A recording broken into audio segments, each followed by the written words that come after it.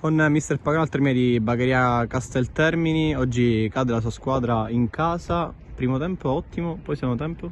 Blackout, si spiega così, l'hai detto tu, il calcio è bello per questo e purtroppo vai ad analizzare una sconfitta che poi per come è andato il secondo tempo è meritata, perché c'è stato un approccio del Casteltermini sicuramente superiore al nostro.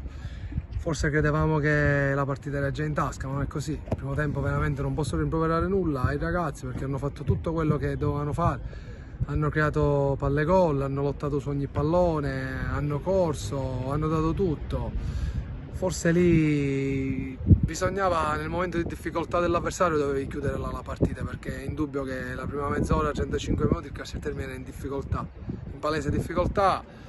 E quindi lì noi creavamo palle gol e la dovevi chiudere. Quando invece non la chiudi, poi onore al Casteltermini, perché il secondo tempo invece ci ha punito, ha approcciato meglio il secondo tempo, hanno pareggiato e poi loro nel momento nostro di sbandamento, quello che non abbiamo fatto noi nel primo tempo, lo hanno fatto loro, ci hanno giustiziato e poi la partita è andata per come è andata, con una vittoria che non ha rubato niente il Casteltermini. Applauso a loro che hanno lottato su ogni palla e hanno vinto la partita. C'è anche dire che comunque lei fa da un po' di partite a meno, deve fare a meno dei suoi due numeri 9, Stassi e Morana, anche oggi si è dovuto adattare, ripeto come prima punta. Quanto pesa questo fattore? Questo pesa tanto, perché come vedi abbiamo difficoltà a fare gol, però non significa niente, perché alla fine se non fai gol, comunque uno l'avevi fatto, eri in vantaggio 1-0, dico non è un problema di fare il gol, perché potevamo anche non prenderlo. Il calcio è questo, si accetta, lo sapevamo che era dura, siamo arrivati nel momento non più delicato, nel momento decisivo del campionato, ci siamo arrivati così, un po'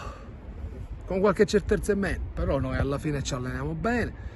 Vediamo, ci sono altre 4 partite, daremo il massimo e poi tireremo le somme. Alla fine mancano ancora 4 partite, il discorso è ancora aperto, non è chiuso.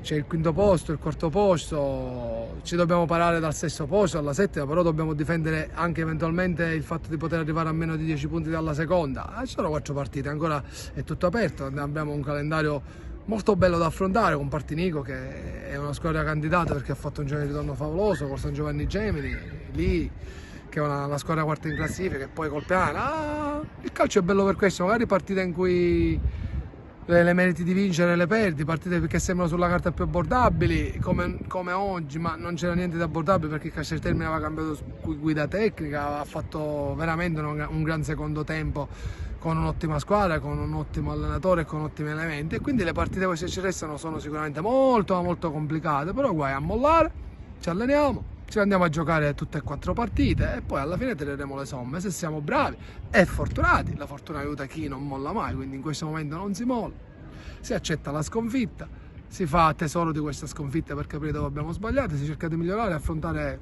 al massimo delle aspettative le ultime 4. Grazie mister.